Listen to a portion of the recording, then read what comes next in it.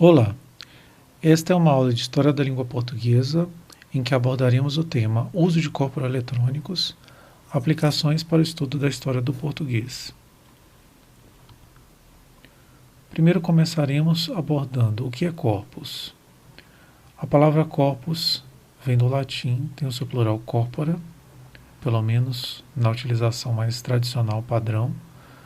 De acordo com McHenry e Wilson, em seu Manual de Linguística de Corpos, publicado em 1996, corpus é uma coleção composta por mais de um texto. Caracteriza-se por 4 aspectos principais: amostragem e representatividade, tamanho finito, formato informatizado e disponibilidade como referência padrão para sucessivas pesquisas. Isso quer dizer, ele não pode ser um conjunto de dados coletado somente para uso próprio e coletado sem critérios de amostragem,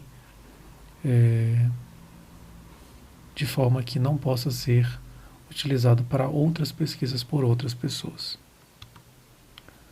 Uma pergunta relevante é: qual a diferença entre corpus e base de dados? Muitas vezes a gente ouve linguistas utilizando um termo em vez de outro. Uma base de dados, que vem do inglês database, é uma coleção de dados. Por exemplo, deve-se referir a uma coleção de frases com sujeitos pós-verbais como base de dados, mesmo que tenham sido obtidas a partir de um corpus homogêneo. Por exemplo, de cartas pessoais. Um caso de sujeito pós-verbal é chegaram cartas. Então, se eu utilizo, se eu faço um conjunto de frases com variados tipos de verbos, evidentemente, para estudar a variação entre ordem verbo-sujeito e sujeito-verbo no português brasileiro, eu vou estar considerando aí uma base de dados. Os textos que eu utilizei como base para coletar a base de dados são meu corpus. Se esse conjunto de textos estiver de acordo com as características mencionadas no slide anterior. Se não estiver de acordo com esses critérios, a gente pode até ouvir algumas pessoas utilizando o termo corpus, mas esse termo não está bem empregado. É simplesmente um conjunto de textos. Eu posso utilizar um corpus para estudar inúmeros assuntos. Posso estudar fonologia, morfologia, semântica, pragmática, análise do discurso, que já está na fronteira entre a linguística e outras ciências, como as ciências sociais, que também estão utilizando o corpus. Uma questão importante, já que estamos falando de conjuntos de dados, é o tamanho desse corpus. Autores como Litt, no ano 1991, afirmam que a taxa usual de um corpus deve ser de 1 milhão de palavras. Depois de algum tempo, o professor Tony Beber Sardinha, da PUC São Paulo, em seu livro Linguística de Corpos, sugere a seguinte classificação: um corpus pequeno tem menos de 80 mil palavras, um corpus médio pequeno tem entre 80 mil palavras e 250 mil palavras, um corpus médio tem entre 250 mil e 1 milhão, um corpus médio grande tem entre 1 milhão e 10 milhões, e um corpus grande tem 10 milhões ou mais de palavras. O tamanho do corpus depende também da frequência do fenômeno a ser estudado. Fenômenos marcados, isto é, menos frequentes, devem ser buscados num corpus maior para que se obtenha um número razoável de dados. Um exemplo disso é o estudo de estruturas marcadas. O João, eu vi ele, ou João, eu o vi, que ocorrem com uma frequência muito menor na fala natural do que a ordem sujeito-verbo ou verbo-sujeito, que ocorre em praticamente todas as frases da língua portuguesa. Além de entender o que é o corpus, temos que entender um pouquinho mais sobre o campo de estudos da linguística de corpus. A linguística de corpus consiste no emprego de corpora textuais como base material de diferentes estudos linguísticos.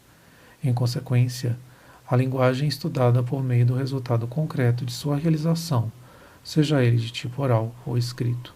Isso tem a ver com a metodologia empiricista, né, em que eu considero a importância da empiria, que são os dados, né, de maneira muito especial. Essa metodologia tem uma tradição forte nos países de fala anglo-saxã, como a Inglaterra, os Estados Unidos e a Alemanha.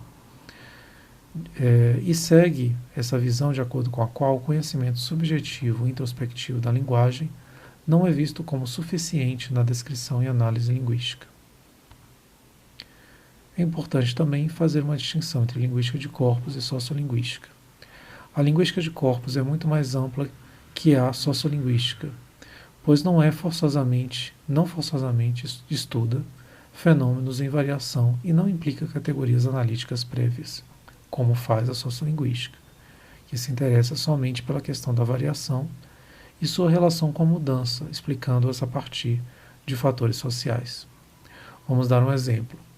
A sociolinguística pode estudar questões como a realização do R retroflexo, que é aquele que encontramos numa palavra como flor, pronunciada flor. Nesse caso, a sociolinguística vai tentar mapear, né, que tipo de pessoa pronuncia o R dessa maneira no Brasil, né, que é a questão da variação. Dizer que esse R retroflexo surgiu com uma influência das bandeiras, do contato linguístico com falantes de línguas diferentes do português, como as línguas indígenas, tupis. E vai tentar explicar a ocorrência do R retroflexo com mais frequência em certos grupos sociais a partir de fatores como sua escolaridade, como a idade, como o sexo, entre outros. A linguística de corpos, por outro lado, oferece ferramentas para o estudo de virtualmente qualquer área da linguística, não somente as áreas tradicionais como a fonologia, a morfologia, a semântica, a pragmática, como já faz a sociolinguística, mas também ela estuda outras áreas, como a tradução, como a aquisição da linguagem, áreas de interface, a linguística aplicada, voltada para a educação, para o apoio aos tribunais, no caso da linguística forense, que é pouco desenvolvida no Brasil, mas que existe, entre outros. Há duas grandes perspectivas de trabalho com corpos. Existem as perspectivas guiadas por corpos, também denominadas em inglês Corpus Driven Approaches, que seguem uma metodologia pela qual o corpus serve como base empírica, a partir da qual os linguistas extraem seus dados e detectam fenômenos sem pressupostos e expectativas prévias. Existem também as perspectivas baseadas em corpus, ou Corpus-Based Approaches, que é uma metodologia pela qual o corpus é interrogado e os dados são usados para confirmar explicações e pressupostos de teorias linguísticas pré-existentes. Dessa forma, o corpus serve como material adicional, ao permitir a quantificação de fenômenos linguísticos ou a simples recolha de amostras ilustrativas. Na figura 1, nós temos, por exemplo, as perspectivas guiadas por corpus, em que, no quadrado à esquerda, a gente nota que eles partem de um corpus cru. O que é um corpus cru? Um corpus não anotado, né? Conjunto de palavras que não tem o tratamento computacional que hoje é possível. Esse corpus vai ser sujeito a uma análise. A partir dessa análise, eu vou obter teorias, hipóteses, exemplos gerados a partir da própria análise. Por outro lado, nós temos as perspectivas baseadas em corpus, em que eu parto de uma teoria, de uma hipótese, ou de relações a serem testadas, e vou para o corpus, a fim de obter exemplos, obter frequências, e para verificar essas hipóteses. A maior parte dos estudos em corpora são baseados em corpus, isto é, já partem de uma teoria e usam os dados para verificá-la. O primeiro estudo guiado por corpus foi em lexicografia, e foi feito pelo linguista britânico John Sinclair, responsável pelo projeto COBILD, uma associação entre a editora Collins e a Universidade de Birmingham, na Inglaterra. Bom, John Sinclair notou, a partir de dados coletados, que era importante não somente examinar palavras individuais para determinar seu significado, mas também suas combinações, ou seja, suas collocations. Um exemplo disso nós temos no português. Não basta nós estudarmos o verbo pegar, né? Então eu vou olhar no verbete do dicionário de pegar, para entender todos os usos desse verbo, né? É preciso também que o dicionário explicite isso, né? Explicite lá num dos subitens do verbete que pegar não quer dizer necessariamente o seu sentido básico, né? De ter algo em sua mão, mas de estar dentro de um trem, por exemplo, para se locomover para algum lugar. Esse verbo pegar não é utilizado em todas as variedades do português, por exemplo, para esse mesmo contexto de se locomover com um transporte público, por exemplo, como o trem, em português europeu nós temos apanhar. E em vez de trem nós temos comboio. Então eu vou dizer apanhar o comboio. Esse caso é um caso de combinações de palavras, de collocations. Um português que ouvir a gente falando pegar o trem, talvez entenda, mas ele vai provavelmente nos corrigir e dizer que o mais comum em Portugal é utilizar o termo apanhar o comboio e não pegar o trem, né? Da mesma forma que para uma prova a gente vai dizer mais se inscrever, né?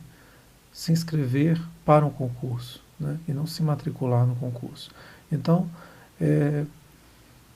como é que se explica o uso diferente de inscrever-se e matricular-se? Simplesmente uma questão de uso. Tá? A gente sabe, como falantes nativos de português, que os dois verbos não são intercambiáveis, não são utilizados igualmente em todos os contextos. O caso que nós temos aqui no exemplo 2, da diferença entre quebrar e quebrar o gelo, já é demonstrativo de outra descoberta que o John Sinclair fez a partir do corpus cobioid, e tendo como perspectiva de estudos a perspectiva guiada por corpus, né? Ele descobriu uma série de expressões idiomáticas no inglês, né? Aqui eu estou dando um exemplo em português, quebrar o gelo, que expressões idiomáticas são aqueles conjuntos de palavras cujo significado não segue dos itens que compõem esse conjunto. Então, se eu pegar quebrar e pegar gelo, eu não vou ter o significado que eu quero expressar quando eu uso a expressão quebrar o gelo, que tem mais a ver com um ato, alguma coisa que se faz para que as pessoas ao nosso redor se sintam mais à vontade numa certa situação. Essa é a cara do Corpus Collins, né, que hoje é o nome do Corpus Cobioid. Na verdade, a editora Collins comprou os direitos, né, do corpus. É importante também mencionar quantas outras funcionalidades existem ao lado do dicionário. Existe o tesauro, que é um tipo de dicionário de sinônimos, né? Existem traduções, existem ferramentas de gramática, entre outros, além da própria seleção de línguas, né, que o dicionário permite também pesquisar, além da língua inglesa, que foi a língua inicial da pesquisa. Algumas aplicações da linguística de corpus, né? Nós estamos falando de lexicologia. Temos o Banco de Português, por exemplo, na PUC São Paulo. Aqui na Universidade Federal de Minas Gerais, nós temos na área de fonética e de prosódia o Corpus Coral Brasil, né, que permite fazer pesquisas nessa área.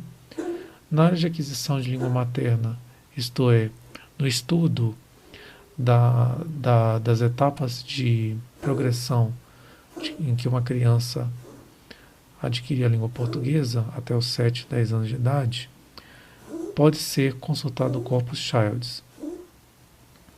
Outra questão de interesse é o estudo da aquisição de segunda língua, ou língua segunda para os portugueses. No Brasil, nós temos o corpus com nome meio difícil, que é BR-ICLA, International Corpus of Learner English. Então, é um corpus internacional de pessoas que estão aprendendo inglês, que naturalmente vão ser textos contendo erros, contendo algumas imperfeições, não vai ser um inglês padrão, vai ser um inglês de pessoas em aprendizado. Esse corpus vai servir para que pessoas no Brasil, né, identifiquem as dificuldades das pessoas que estão aprendendo inglês e possam, com base nisso, gerar material didático e até mesmo preparar melhor suas aulas de acordo com essas dificuldades. Existem corpora voltados para a tradução, que normalmente são corpora paralelos ou corpora comparáveis. O que isso quer dizer? São corpora que eu coloco lado a lado, duas línguas diferentes, né, um texto escrito em duas línguas diferentes. E a partir disso eu vou tentar fazer os paralelos.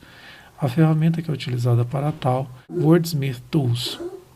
E um exemplo de site que utiliza essa tecnologia é o Lingui, que hoje em dia oferece tradução entre inglês e uma série de outras línguas. Para as pessoas que se interessam por análise de texto ou de discurso, existe, por exemplo, o corpus anodis, que quer dizer a notação discursiva do francês. Para pessoas que têm interesse, né, que têm trabalhado na documentação de línguas minoritárias, línguas indígenas, línguas ameaçadas de extinção, existe a ferramenta Toolbox. E existe também o projeto DOBES, na Alemanha, que significa exatamente documentação em línguas em extinção, de línguas em extinção. A linguística de corpos tem aplicações em morfossintaxe. Por exemplo, o corpus do português, que está disponível nessa página, que aparece aqui, está disponível contendo 45 milhões de palavras, agregando textos do português europeu e brasileiro de várias épocas, sendo que, para chegar-se a esse número de palavras, os pesquisadores agregaram textos que eles já tinham, né, disponíveis na universidade que criou, né, esse corpus, juntou-os com material de outros corpora já existentes para chegar a esse número. O corpus proporciona mecanismos de busca com base em combinações de palavras ou de classes de palavras. Então, ele é voltado mais para estudos em lexicologia. Não disponibiliza os textos em sua integralidade, que também é um problema. Pode ser um problema para pessoas que têm interesse em sintaxe, como é o meu caso, né? E é interessante notar que o corpus tem previsão de chegar a 1 bilhão de palavras nos próximos anos. O que não é tão difícil de imaginar, considerando o tamanho da internet, né, em português atualmente. Corpora do projeto Laço Web está disponível nessa página da USP, né, do Instituto de Computação e Matemática. Tem o objetivo de disponibilizar corpora de textos escritos em português brasileiro contemporâneo, ferramentas linguístico-computacionais. Temos também o Corpus Brasileiro, que está disponível nessa página da PUC São Paulo, que é uma coletânea de aproximadamente 1 bilhão de palavras, português brasileiro contemporâneo, considerando uma variedade grande de registros e gêneros. Tá? Temos também um corpus que já é português, né? E ele tem interesse de estudos dialetais com enfoque na sintaxe, o Corpus Cordial Sim, disponível na página do Centro de Linguística da Universidade de Lisboa. Ele inclui gravações de fala espontânea ou semidirecionada, coletadas em entrevistas realizadas em 200 localidades do território português, e é um corpus anotado.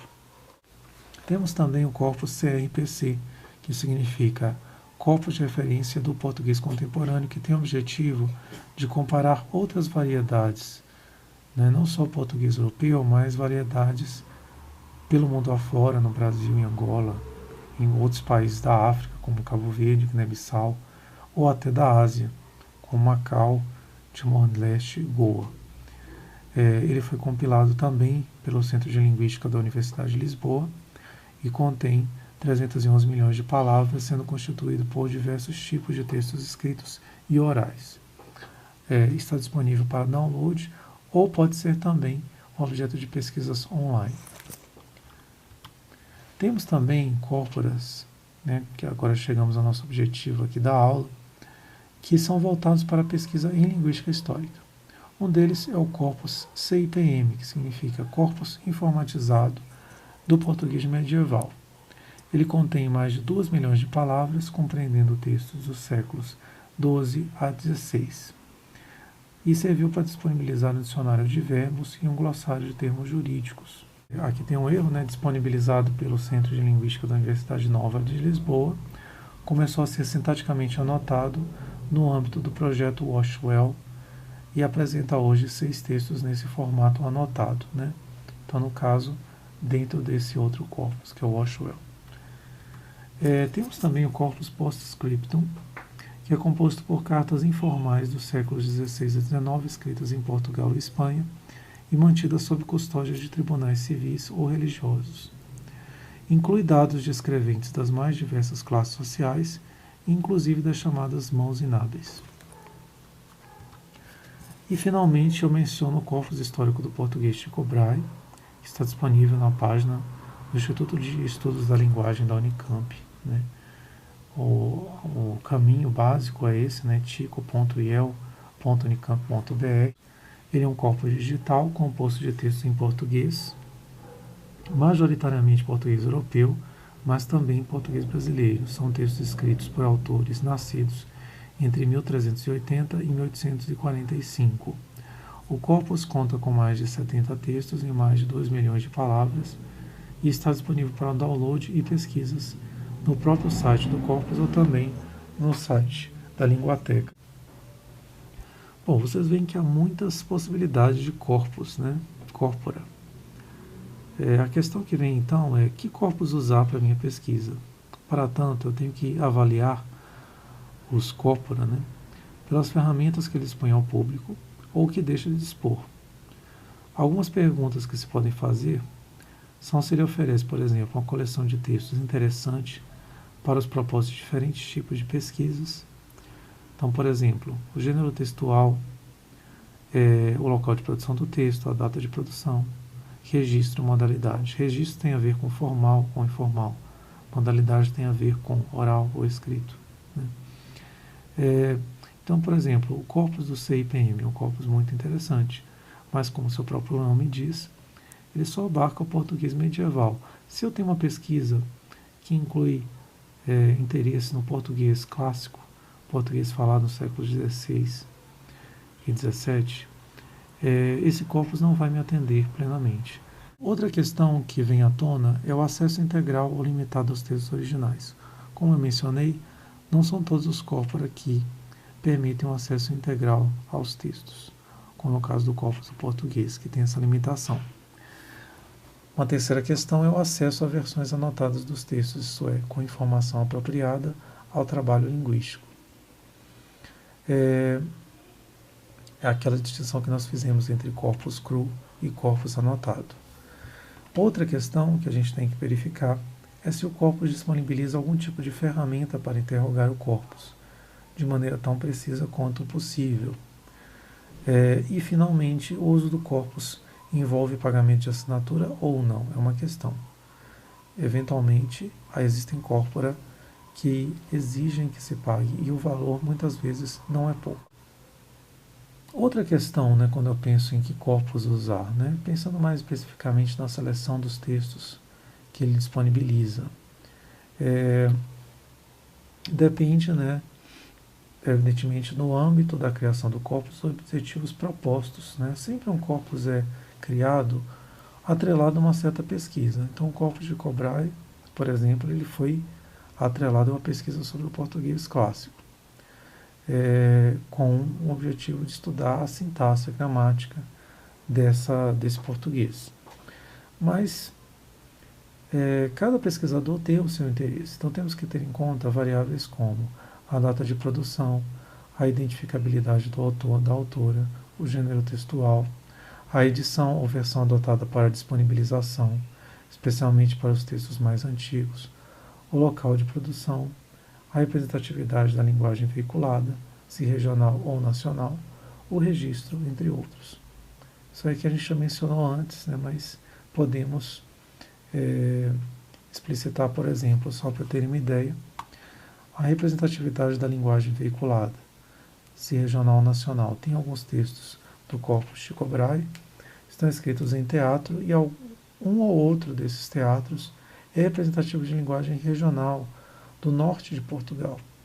E aí vão ter algumas construções sintáticas que são típicas dessa região e que, se numa pesquisa alguém utiliza esse texto, esses dados podem enviesar os resultados. Então, o que demonstra que, além da escolha do corpus, a gente pode também e deve, né, pensar nos textos que a gente vai considerar na montagem da nossa pesquisa, porque eu posso considerar o corpus de Cobray, mas eu não sou obrigado a utilizar todos os 70 e tantos textos que ele tem à disposição. Eu posso utilizar só uma parte menor desses textos. Uma outra questão na discussão sobre que corpus usar tem a ver com o nível de tratamento dos textos. Um corpus eletrônico não envolve uma mera coleção de textos transcritos, como eu mencionei. Os textos devem passar por certo tratamento computacional, que pode incluir a delimitação de sentenças. Aí vocês vão dizer, bom, isso é algo muito simples, porque uma sentença, né, uma frase termina no ponto. Aí já você nota que não é tão simples, porque nem todas as frases terminam em ponto final. Elas podem terminar em reticências, podem terminar em ponto de exclamação, ponto de interrogação. Né? As reticências nem sempre, por exemplo, estão em final de frase, elas podem estar no meio de uma frase. Outra questão, ponto final. A gente mencionou que normalmente as frases terminam em ponto final. Mas no caso das abreviaturas, as abreviaturas normalmente utilizam pontos, como o caso de senhor, em que eu escrevo SR ponto. Como que uma máquina vai saber que esse ponto, que vem junto do SR, delimita uma abreviatura ou marca o final de uma frase? Não é óbvio, né? Então a gente vai ter que criar algum tipo de regra que ensine para o computador como ele vai delimitar as sentenças de forma automática, ou a gente vai ter que ir uma a uma das frases, né, delimitando-as para que a gente possa permitir as buscas sobre essas frases. Outra questão aí, né, é a tokenização, que é um termo que vem do inglês, evidentemente tokenization, que vem por sua vez do termo token. O que é um token? É uma unidade. Para eu fazer uma tokenização, não é algo simples. Eu tenho que identificar qual a unidade de análise. Por exemplo, eu vou estudar lexicologia. Né? Aí, evidentemente, vocês vão falar, bom, a unidade de análise é a palavra. Né? Mas, evidentemente, que a palavra cartão e cartão de crédito não tem o mesmo significado, né?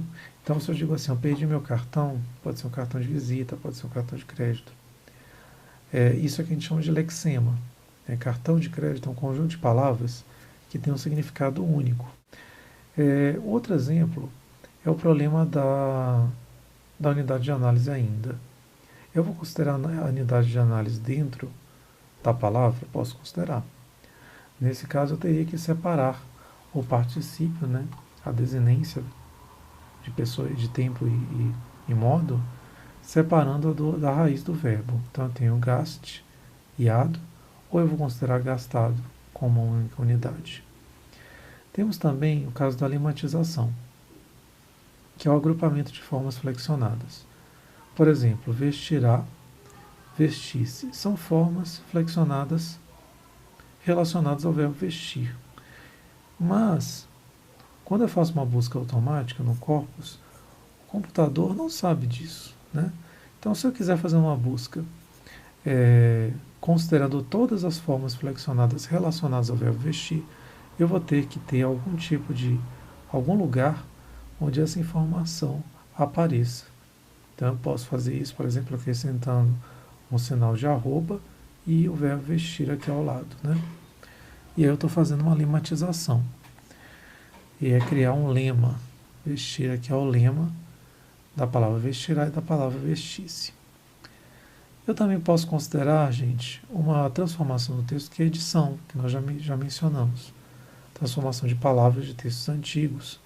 Por exemplo, as palavras abreviadas que eu vou expandir, como ilmo para ilustríssimo, E eu vou também regularizar a grafia de certas palavras. Por exemplo, em textos do português antigo eu posso encontrar o demonstrativo aquelas grafado da seguinte maneira: aquelas com acento agudo no E, ou aquelas com redobro do L. Então eu vou unificar essas grafias e modernizar o texto, utilizando a grafia moderna aquelas. Ainda pensando em que corpos usar, eu tenho que pensar na situação das anotações disponíveis. Agora sim a gente vai entender melhor o que são essas anotações. As anotações são um tipo de tratamento computacional mais avançado. É um nível computacional que está além desses níveis aqui. Não necessariamente para fazer anotação é preciso passar por todas essas etapas aqui, tá? Não necessariamente. Eu posso pular a etapa de lematização, eu posso até pular a etapa de edição. Depende do interesse da pessoa que está fazendo o corpus, criando esse corpus. Uma anotação morfológica, ou tagging, é o processo que rotula cada palavra de acordo com categorias morfológicas. Eu vou denominar essas categorias de Part of Speech, ou POS. Bom, ela identifica a classe gramatical da palavra, também chamada de parte do discurso, em terminologia mais tradicional. Basicamente, se eu quero fazer um trabalho em que eu busque uma informação qualquer que faça referência a uma classe, como verbos, ou nomes, ou preposições, eu tenho que ter a anotação morfológica. Nesse exemplo do corpus de Cobray, foi tirado do texto A001, nós lemos: ofereço a Vossa Majestade as reflexões sobre a vaidade dos homens, em que nós temos claramente aqui a anotação morfológica, aparecendo depois de cada uma das barras inclinadas, depois de cada palavra. Então, ofereço, vem seguido da etiqueta VB-P, que significa verbo flexionado no presente. A, nesse caso, é uma preposição. Vossa está marcado como um pronome possessivo, no feminino. Majestade está marcado como nome próprio, que é a etiqueta NPR. As está marcado como determinante feminino plural, nesse caso um artigo, né? E assim por diante. Vaidade está marcado aqui como nome ou substantivo. Homem está marcado também como substantivo, porém tem aqui a informação também de que é um substantivo no plural. Então, esse é o tipo de informação que a gente encontra na anotação morfológica. Mas nós também temos a anotação sintática, também denominada em inglês de parsing. Ela identifica a função sintática de um nó raiz, mas também seu agrupamento em sintagmas, né? Ficou faltando. No exemplo 1, nós temos um caso também da mesma oração, né, retirada do corpus de Cobray, com visão da anotação sintática dessa frase. O que nós temos aqui? Nós temos uma oração matriz, um sintagma nominal sujeito, que é nulo, que o sujeito é nulo nessa frase, e ele pode ser percebido que é de primeira pessoa por causa da forma verbal ofereço, que está marcada aqui como verbo, né? Na verdade, aqui tem um pequeno erro, que seria VB-P, né? Verbo no presente, né? Aqui nós temos a indicação do senhor como sendo um sintagma nominal vocativo, que inclui o nome próprio, né? E nós temos o sintagma preposicional a Vossa Majestade, que está marcado aqui como PP, sintagma preposicional, que inclui o sintagma nominal. E, finalmente, o sintagma nominal, que é o objeto do verbo, está marcado com a etiqueta AC de acusativo, as reflexões sobre a vaidade dos homens, né? Então, vocês veem. E no final aqui, a ID, quer dizer, o rótulo da frase, para que eu possa recuperar no texto. Então, cada uma das frases do texto foi feita a anotação dessa maneira. Aí vocês vão se perguntar, mas todo esse trabalhão, né, de anotar morfologicamente, sintaticamente o texto é feito à mão? A resposta é não. Hoje em dia existem programas de computador que fazem isso de uma maneira automática. O que é preciso ainda, muitas vezes, é que venha alguma pessoa que seja especialista nisso para fazer uma revisão desse output, né, desse trabalho que fez a ferramenta computacional, ok? Para terminar, então, essa pergunta de que corpus usar, eu apresento para vocês uma comparação entre o corpus do português e o corpus de Cobrae para um sintaticista, né? Especialmente o sintaticista interessado em história da língua portuguesa, porque o corpus do português pode ser considerado o melhor, realmente, para uma pessoa de outro interesse científico, por exemplo, uma pessoa interessada em estudar o léxico da língua portuguesa, né? Ou estudar o português não no aspecto histórico, mas no aspecto sincrônico. Pode ser que ele seja mais interessante realmente. Então, eu não estou querendo com isso desmerecer o corpus do português, mas vocês veem com relação à maior parte dos critérios colocados aqui, o corpus de Cobrae parece ganhar do corpus do português. Ele só não ganha com relação ao critério de extensão, porque o corpus do português é muito maior. Ele tem 45 milhões de palavras versus 2 milhões ou 1 milhão e pouco de palavras do corpus de Cobrae. Agora, por outro lado, o corpus de Cobrae oferece acesso aos textos originais, oferece versões anotadas nos textos, né? Coisa que o corpus do português não oferece.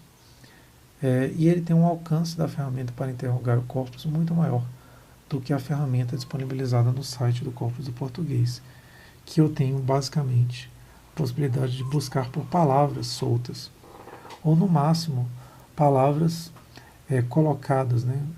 Combinações de palavras, né? Não muito mais do que isso. Bom, gente, aqui nós chegamos então a falar do corpus de Cobrae, especificamente. Ele foi criado em 1998, deve o seu nome ao astrônomo dinamarquês de mesmo nome, responsável por colecionar dados bastante precisos sobre a posição das estrelas e dos planetas. Isso permitiu a Johannes Kepler, você já deve ter ouvido falar do Johannes Kepler, descobrir as leis de movimento dos planetas, o que deu embasamento à teoria heliocêntrica de Copérnico. É que foi possível fazer essa descoberta aqui de que, na verdade, é a Terra que gira em torno do Sol e não o contrário. O corpus de Cobrae foi criado tendo em vista a falta de dados sobre o período usualmente denominado português clássico, que compreende os séculos XVI e XVII, assim como o começo do português europeu moderno, séculos XVIII e XIX. Por essa razão, enfocou o texto dos autores portugueses que nasceram nessa época, né, até o começo do século XIX. Esse corpus partiu do estudo da relação entre mudanças sintáticas e prosódicas e tem agregado o texto do português brasileiro relacionando a mudança observada nessa língua, seja o português clássico, seja a influência do contato linguístico. Para tanto, tem colaborado com outras equipes de pesquisa que dispõem de dados do português brasileiro escrito por falantes que o aprenderam como língua segunda. Então, essa é uma coisa recente, mais ou menos, né, de inclusão desses dados relativos, por exemplo, a pessoas no Brasil que pertenciam a uma irmandade católica composta por pessoas negras e que eram falantes de português como segunda língua. Eram basicamente pessoas que foram escravizadas, que vieram trazidas da África. Isso pode dar pistas para compreender por que o português brasileiro tem mudado, né? É tão diferente já do português falado em Portugal. Essa é uma imagem do Tycho Brahe, né? Só para vocês terem uma noção, né, sobre essa pessoa. E o acesso ao corpus de Tycho Brahe se dá via cadastro pesquisador nessa página, né? Ou de acordo com a página inicial do corpus, tem um link acesso também. E a aceitação dos termos e condições de uso, que basicamente envolvem a aceitação do corpus no caso de uso em trabalhos científicos. O corpus de Tycho Brahe se compõe atualmente, em maio de 2018, da seguinte forma. Ele contém 76 textos em formato TXT para pesquisa livre, ou seja, são textos crus, é exatamente o que eu mencionei. O objetivo do corpus é chegar à anotação, mas todo o corpus parte do texto cru, né? Esse seria o texto simplesmente transcrito em formato TXT, ele não está em formato PDF, de tal forma que eu tenha que redigitar, né? O que já é um avanço, mas não é o ideal. Ele tem 44 textos em formato XML para pesquisa morfológica, 27 textos em formato PSD para pesquisa sintática. Essa é a página inicial do corpus do português histórico, né, tipo Tycho Brahe.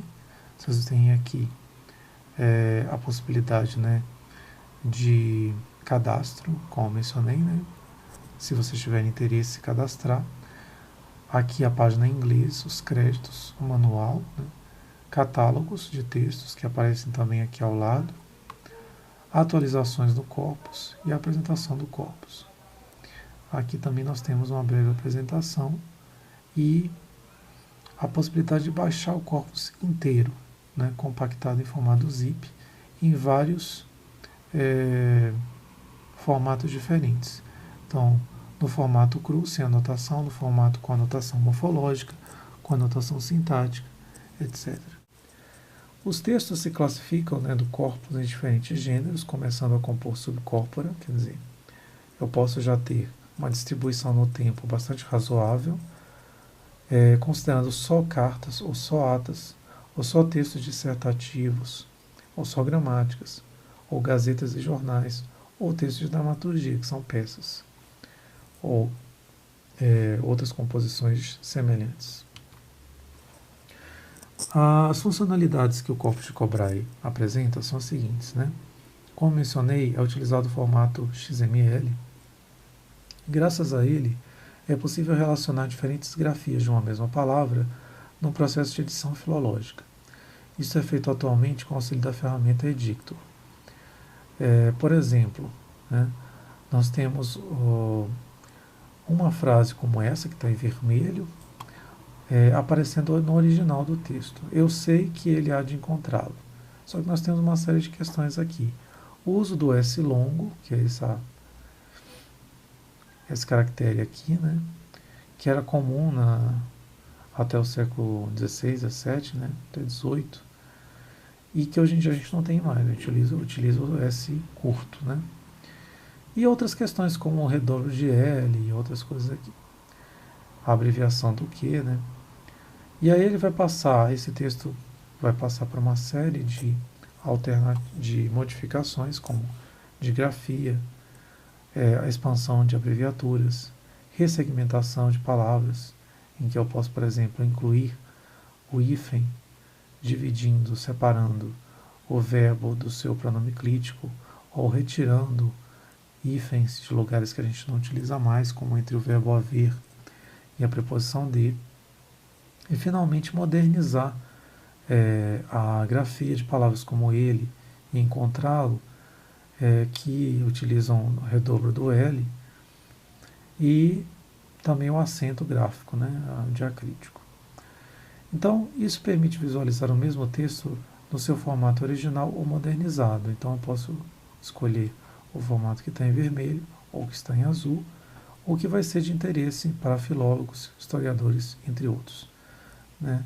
Por exemplo, um filólogo pode se interessar bastante por cotejar, né, por comparar essas duas variedades, né, de texto, né, essas duas versões do mesmo texto, mas um historiador talvez não se interesse tanto. Ele vai se interessar mais pelo conteúdo do que está sendo escrito. A correta visualização dos textos depende da escolha do sistema de codificação de caracteres UTF-8. Okay?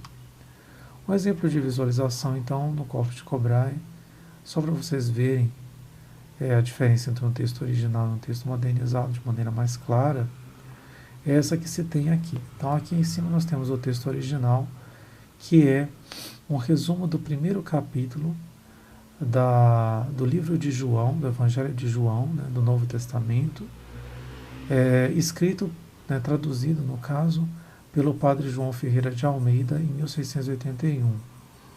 E é um resumo do que vai acontecer durante o capítulo. Então ele diz, no versículo 1, a pessoa de Cristo se descreve que ele é a eterna palavra de Deus, verdadeiro Deus, criador de tudo, a vida e a luz dos homens, principalmente dos fiéis. Então, a gente vai ter aqui uma série de intervenções que foram feitas sobre esse texto, né? Eu vou ter a modificação de letra maiúscula para minúscula, a retirada dos S longos, que que são utilizadas em todas essas palavras, a mudança inclusive da pontuação, que aqui é utilizada vírgula e aqui ponto e vírgula, entre tantas outras coisas, né? Acentos, entre outros.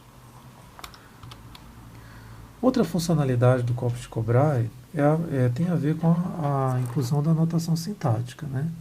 Então, é possível consultar os textos com o software Corpus Search.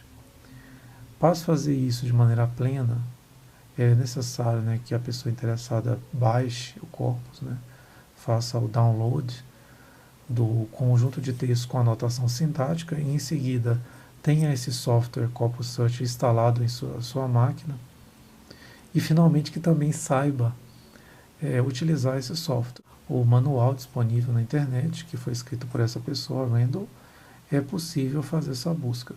Outra maneira também de fazer essa busca é de maneira gráfica, por meio de uma interface disponível na internet, né? E para isso é necessário simplesmente conhecer a sintaxe dos comandos de busca nesse formato online.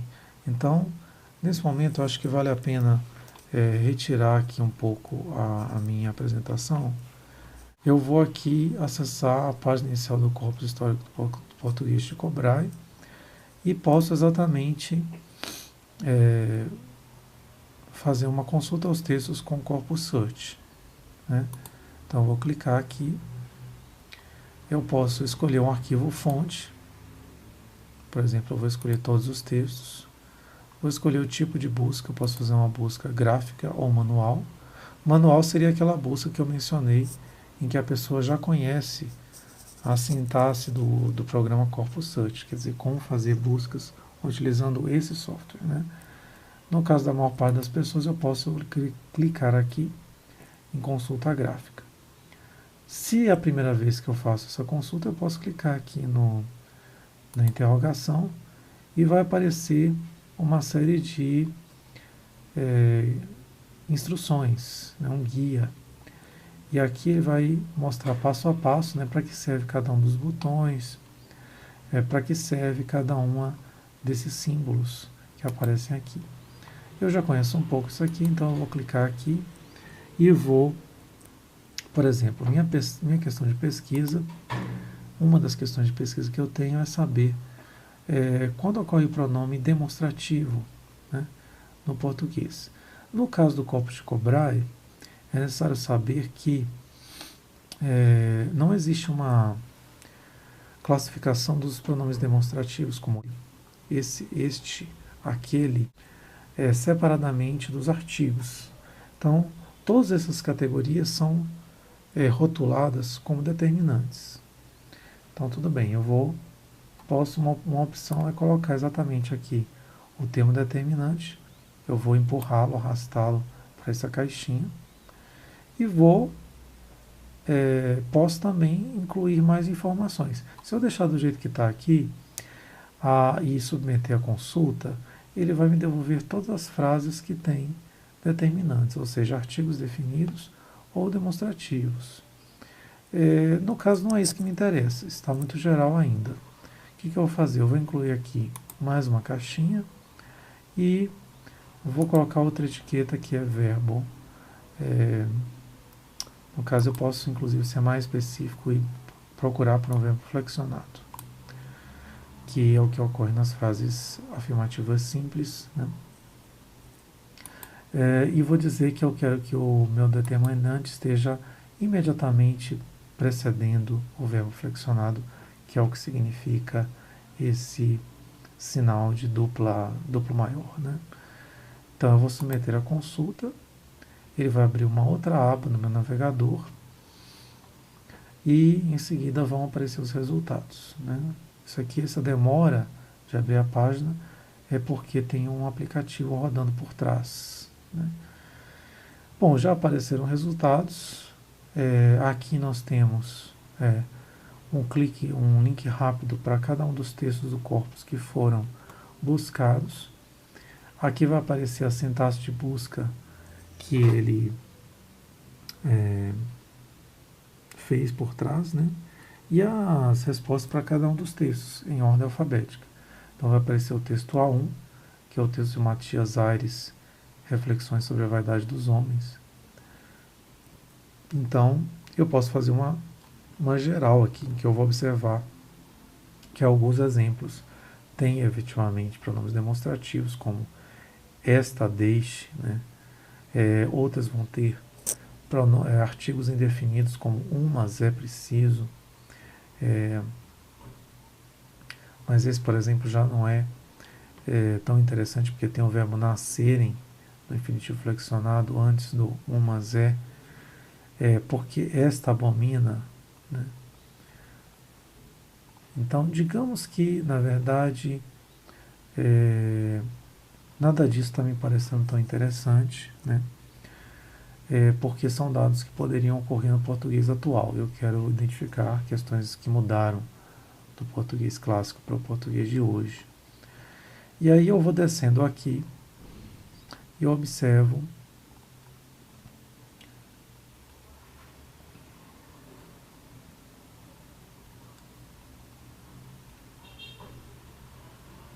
um dado como esse, né? Então nós temos a frase, mas nem a essas perdoa a vaidade, pois nunca quer que fiquem indecisas.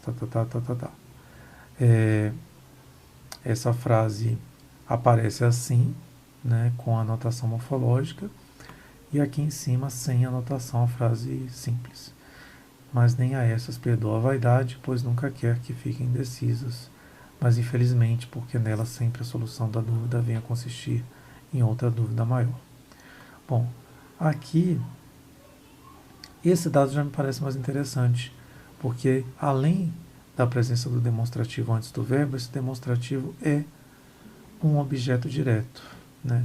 O sujeito do verbo é vaidade.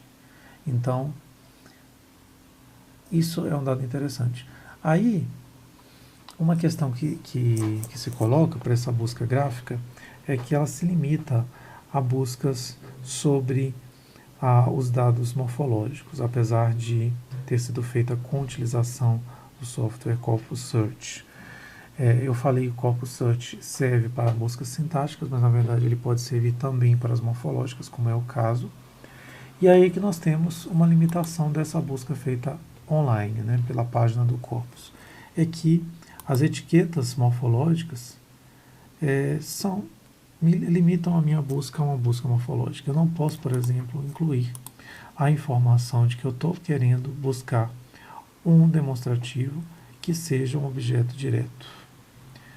Ou eu vou fazer uma busca desse tipo pelo site e depois eliminar uma série de outros dados, como esses aqui, que não interessam a pesquisa, ou eu vou ter que dominar a interface de busca sintática, passando por todos aqueles passos que eu mencionei anteriormente, né, que envolvem fazer download do corpus, fazer download da ferramenta, instalar a ferramenta e aprender a usar essa ferramenta. Né. Não são passos que qualquer pessoa vai ter tempo de seguir, provavelmente. Mas se alguém tem interesse nesse assunto, pode buscar essa informação. Né? Todas as informações estão na internet. Né? Ou mesmo junto às pessoas que organizam esses bancos, esses corpora. Então, voltando à apresentação, a última questão que eu queria trazer para vocês é referente às contribuições do Corpus Tycho Brahe. Então, alguém pode se perguntar nessa altura, né? Bom, você me trouxe um monte de informações, é uma coisa complexa, e afinal, para que serve tudo isso? Né? Bom, cada corpo serve para fazer pesquisa sobre aquilo que ele se propõe a fazer pesquisa. Então, no caso do Corpus Tycho Brahe, ele foi um corpus criado especificamente para trabalhar com linguística histórica do português e especificamente sobre a sintaxe, sobre a gramática da língua portuguesa no tempo, né? A partir do século XVI. As contribuições são muitas, né? Os estudos diacrônicos sobre português se concentravam sobre o português antigo, isso quer dizer que a pesquisa muitas vezes se limitava até o século XV e XVI. Né? Então postulava-se uma mudança para o português moderno no século XVI, porém não havia um estudo propriamente histórico que delineasse todos os estágios de mudança. Por influência da história externa, acreditava-se que o advento do Renascimento e seus desdobramentos, como a criação da primeira gramática, descobrimentos, né, etc., tiveram um papel na mudança ocorrida nessa época. É a chamada história externa. Né? Mas fica a hipótese, fica a questão: será que essas mudanças no âmbito da história externa são suficientes para eu hipotetizar uma mudança na língua? Talvez não. Né? Muito provavelmente não. Após 7 anos de trabalho sobre o corpus, Galvez, Amilde e Paixão de Souza lançaram uma nova proposta de periodização para o português europeu. Segundo essa proposta, o português europeu seria dividido em 3 fases, não 2, como se propunha anteriormente. Então, muitos filólogos, né, como Leite Vasconcelos, acreditavam que só havia português antigo e português moderno. E agora se propõe o português antigo, do século XII até meados do século XV, o português médio ou clássico, né, de meados do século XV até o início do XVIII, e o português europeu moderno do início do século XVIII até os dias atuais. Sobre essa questão do termo português médio ou clássico, tendo em vista que outros filólogos, né, como o Ivo Castro, utilizam o termo português médio para designar a mudança do meados do século XV até os meados do século XVI, atualmente as pessoas não estão utilizando os dois termos, português médio ou clássico, como se fossem intercambiáveis. Então, eles estão utilizando o termo português médio para esse período de um século, né? E o português clássico para o século XVI e XVII, e o início do século XVIII somente. Alguns temas que confirmaram a mudança linguística proposta são a colocação de pronomes críticos em frases simples, aquela mudança, né, o João me viu para o João viu-me, no português de Portugal, a posição do sujeito, que era muito mais comum o uso do sujeito pós-verbal, dizer coisas do tipo arremessaram os portugueses uma bola, e não os portugueses arremessaram uma bola. Né? A posição de pronomes críticos, ou seja, qual elemento da frase o pronome crítico se ancora, no caso da interpolação, ou a posição de pronomes críticos em grupos verbais, como é o caso da subida de críticos. Então, o caso da interpolação é aquele que nós temos. O João disse que me ontem iria ver, né? Em que eu tenho o me aparecendo junto da conjunção que, e não junto do verbo iria ver. Né?